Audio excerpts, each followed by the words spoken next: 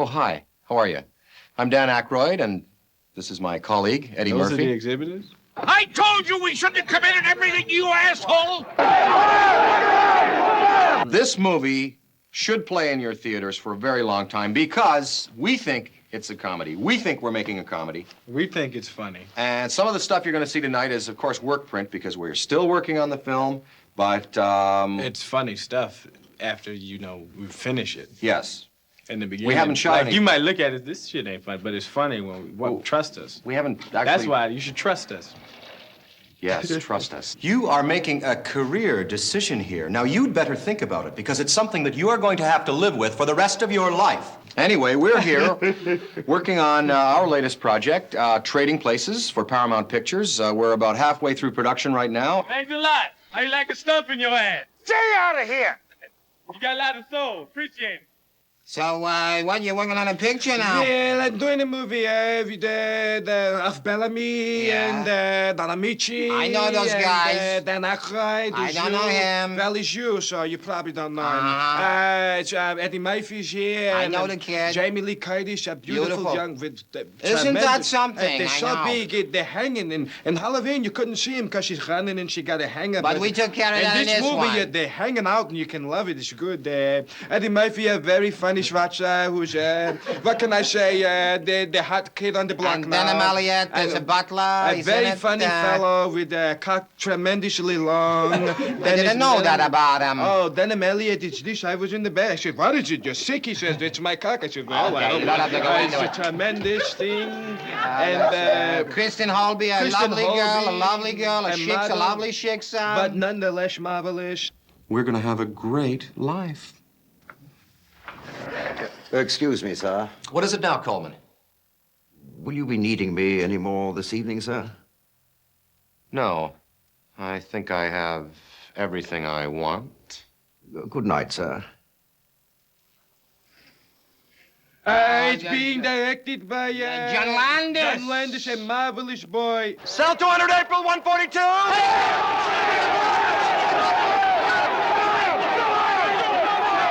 It's funny stuff, no really. We think it's funny. I know you think I'm playing, but I think it's hysterical. We think it's funny. I mean, it's not Personally. funny, but it might be funny. To you. And that's the risk you're going to take. Remains to me one of these films that I'm very proud of. I'm talking about a business proposition, Louis. I was so excited to be in this movie. I couldn't see straight. You're from a broken home, of course. Yeah, we was broke, so what? Last time I had fun making a movie was Trading Places. Really? It was not jokes. It was not jokes. It's been work since then. Moi? 25 years later, people talking to you about a film. It's remarkable. Jeff Katzenberg sent me the script. It was called Black and White, and it had been developed, I think, for Richard Pryor and Gene Wilder. I used to play tennis with these two elderly doctor brothers, and they fought, bitterly about everything, about points, about the tennis clothes they wore, and they were both quite wealthy men.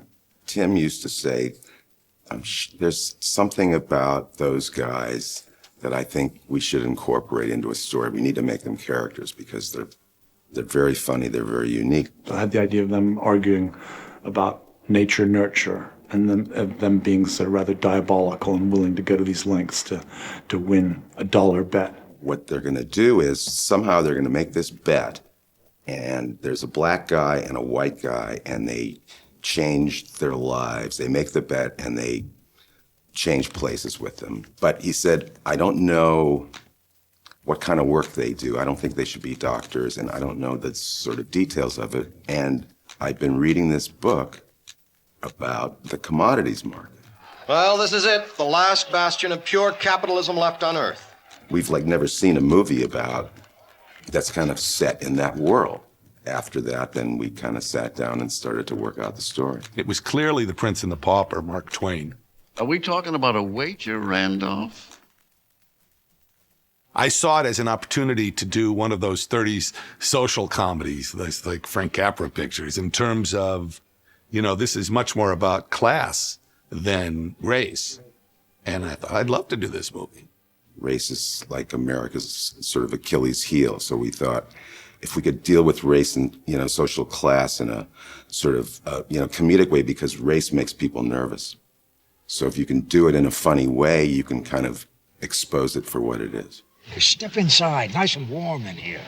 Whiskey, all you want. We actually thought if we could write this properly, we could get Richard Pryor and Gene Wilder. And at that time, Richard Pryor was the only black bankable actor in America. I think Daddy's gonna get a big kick out of you.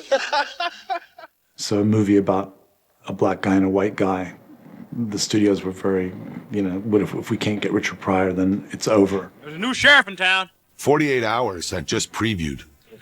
And Jeff Katzenberg said to me, what do you think of Eddie Murphy? And I went, who? And I met with Eddie. I talked to Walter Hill, the director of 48 Hours. And Walter said he's completely raw, but a great talent. I was just happy to be in a movie. I was just happy to be in a film. And it wasn't like I had a bunch of offers. It was one script, and this was the movie we were going to do. Eddie Murphy was involved because he had just done 48 Hours for Paramount. There was just nobody else that could have played that part as well as he did. Because I'm a karate man, all right? Karate man bruised on the inside. And Billy Ray Valentine is fairly close to the real Eddie Murphy at that time. It wasn't a stretch, and he was just full of life and funny. And some of the funniest things in the movies are just kind of improv stuff we did. I'm Randolph Duke. How you doing, Randy? What's happening? My younger brother, Mortimer. Hey, Monte, what it is? Billy Ray Valentine, Capricorn. To have a star like Eddie, it just it made people very, very excited, and I was thrilled to be able to work with someone who I admired, and I knew that this was going to be the beginning of a great, long, and prosperous career. Boy, are you two going to be sorry. Do you know who I am? Yeah. Winthrop Lewis III. The studio, truthfully, was not too keen on my cast. Dan Aykroyd had made a film called Dr. Detroit. John Belushi had died. Danny's single starring role, Dr. Detroit, tanked, and so the conventional wisdom was that he was over. I had to point out to everybody that Dan Aykroyd was a great actor and a great mind, and he's not over it. Oh, yes, I'm sure a lot of people went belly up on that one. Well, pretty well got him right away. I was born in Ottawa, Canada, and there was a guy next to us on our row house.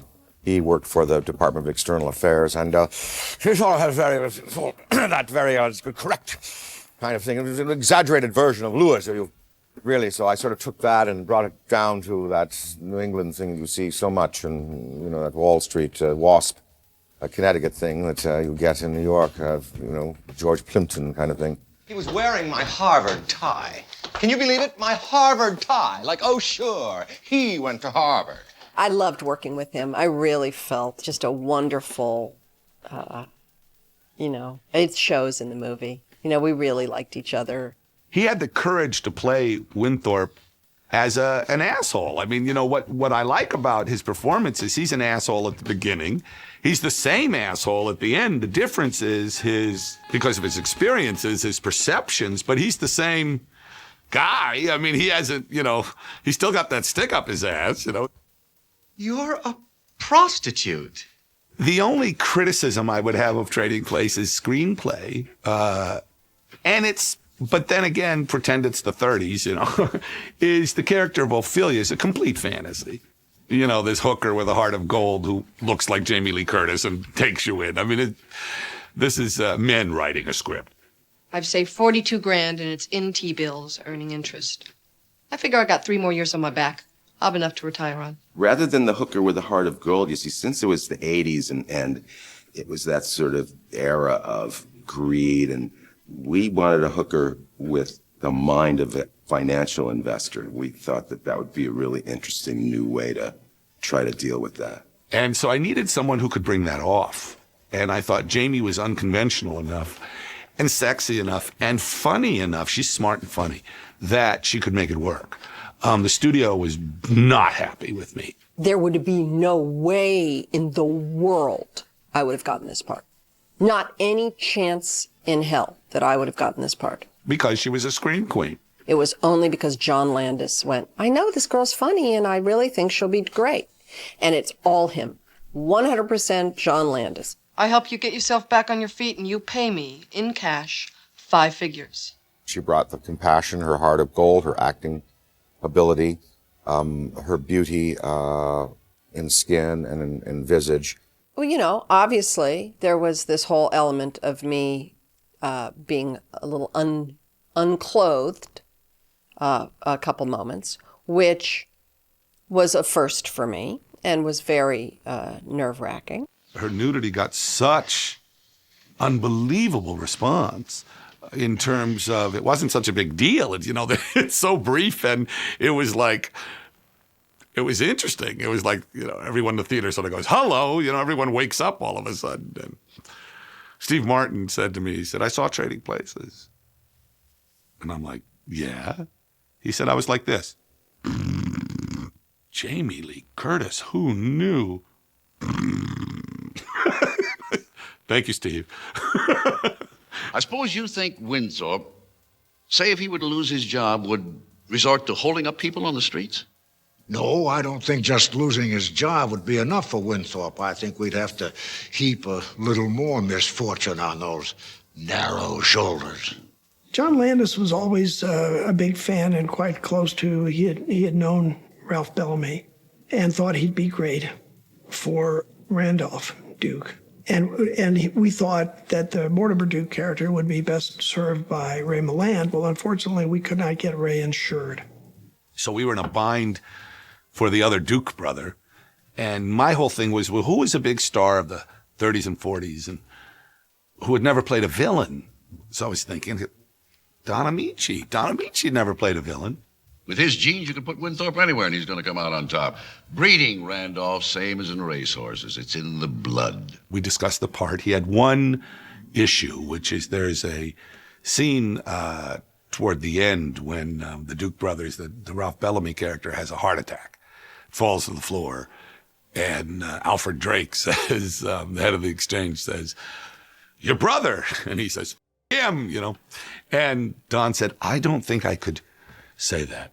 The F word. I just don't think I could do that. And I said, well, Mr. Amici, it's vital, and you have to say it, or I can't hire you. He said, do you really think it's important? I said, yeah, and it's the character saying it, not Don Amici. And we thought about it, and he finally said, okay. We founded this exchange. It's ours. It belongs to us. Oh, God. Mortimer, your brother's not well. We better call an ambulance. Kim. And then months later, when we actually shot the scene in the World Trade Center, the commodities exchange, he asked the AD to get everyone's attention. There were like 300 extras, and he just announced, I have to say a profanity, and I would like everyone's cooperation, so I only have to do this once. And so then from then on, I mean, really from then on, every take I would say, don't f*** this up, Amici. And I could always get him to laugh. Don't f*** this up, Amici. Turn those machines back on! Turn those machines back on!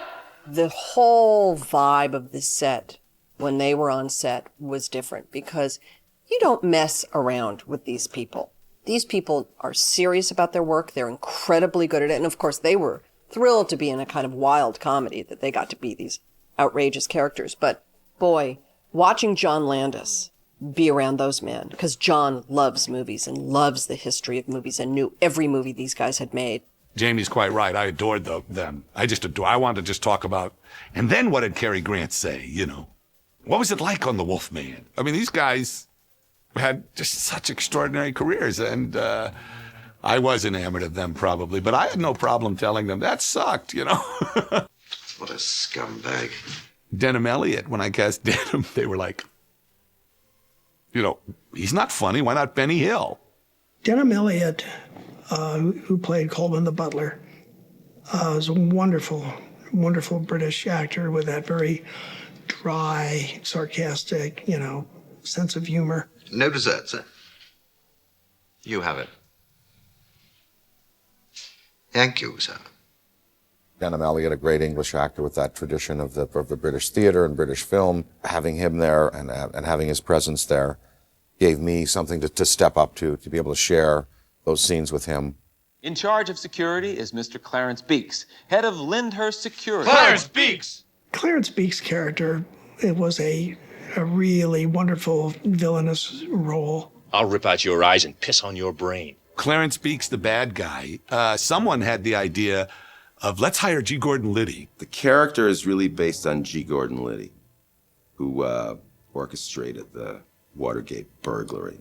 Went to jail, but never ratted anybody out. We ended up with Paul Gleason.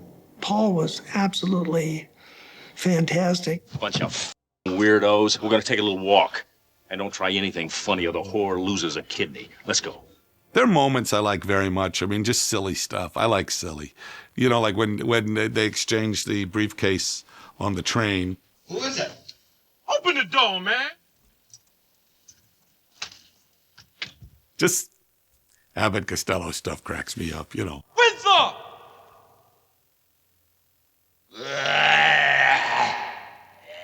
How delightful, though, to be able to play a drunk Santa. That was fairly simple. I just went with you got a beard, you got salmon, put them both together. It came fairly easily because I've been down and I've had my moments of inebriation. So. Let me see now. You would be from Austria, am I right? No, I am Inga from Sweden. The part was written that she was a German girl.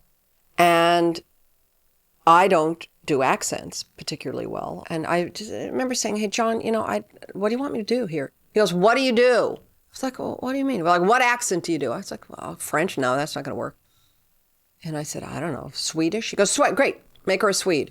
And she was like, but how can I do that? I'm wearing lederhosen. Don't worry about it. But you're wearing lederhosen.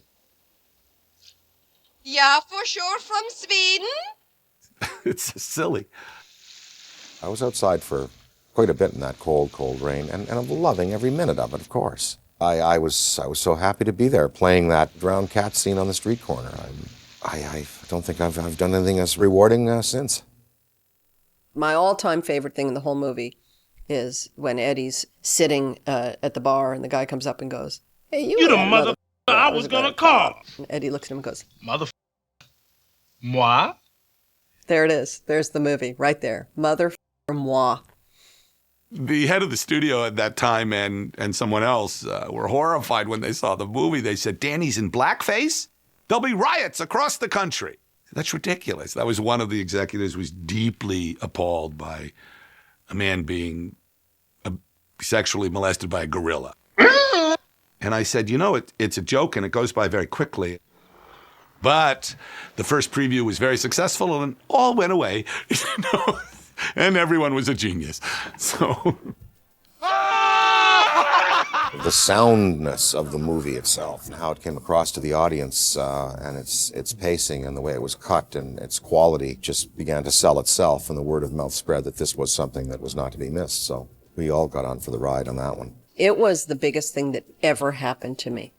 I was very much kind of this green person, just absorbing the whole experience. That was a good experience. That was a fun movie to make. And the set was loose, and it was still like, wow, the movie business. It's got a lot of heart. It's very, very funny. It's got a wonderful message that's beautifully sugar-coated by the terrific script. It's just everything works in that movie. The score, everything. It was like a dream come true. It was a dream come true for me. And it remains that in my mind. $1. Thank you, Louis. It's one of those rare Hollywood vehicles that have everybody behind the film. Everybody who worked on the movie kind of knew they were working on something special. From the extras to our traders on the floor to all of our crew, everyone was at the peak of their game. Looking good, Billy Ray! Feeling good, Louis? And I don't think I wanted to be like Richard. Richard Pryor was like my idol when I was young, but I didn't want to be like Richard. I wanted to get the same response that he got from people. That's what I wanted. I idolized the way that I like that response he would get. I wouldn't like see him and say, I want to be just like that. I would see him and say, whoa, I want to make the people do the same thing he does. And that was my idol when I was coming up. Idolize is too strong. I probably only idolized Laurel and Hardy when I was a kid. I had little figures and I prayed to them, sacrificed my little brother once. In the name of Laurel. Mom! What advice? Well, I guess I would have wished that I'd been told where to watch more American television, because that's really where I learned it all, you know? This is my personal belief. People come to see movies, people buy records, and anything that has anything to do with entertainment, people use them as an escape, I feel. And I don't try to say anything with my comedy, and I don't try to do anything when I do an album, and I don't try to say anything with a character when I do it in a movie. I'm just trying to be entertaining. I don't think anybody should try to, I don't think you should take power, like a motion picture is real powerful, man. Like movies like, what was that movie that with De Niro?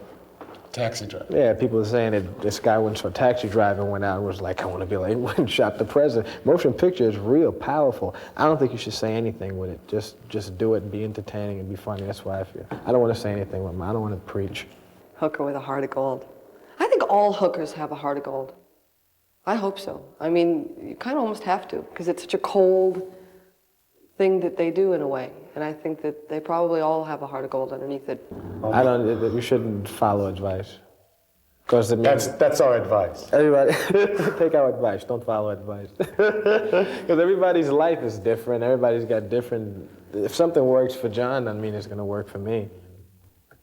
So, do your own thing. And you kids out there, do what you want. If your parents want you to do something else, do what you want, because 9 out of 10 times you'll be right. And if you become a bum, hey, we told you not to take advice, right?